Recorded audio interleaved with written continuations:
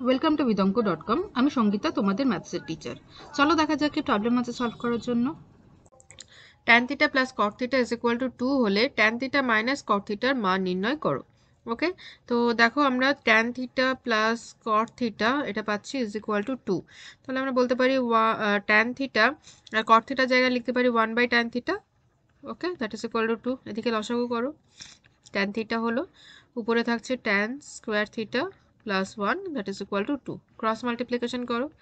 tan square theta plus 1 is equal to 2 tan theta. এবারে 2 tan theta বাঁদিকে নিয়ে আসো, তাহলে হবে tan square theta minus 2 tan theta plus 1 is equal to 0। এবার দেখো এটা a square minus 2ab plus b square এই ফর্মেটে চলে এসছে, তো সেটাকে আমরা লিখতে পারি a মাইনাস b এর whole square. That means tan theta minus 1 এর whole square, so this is equal to 0.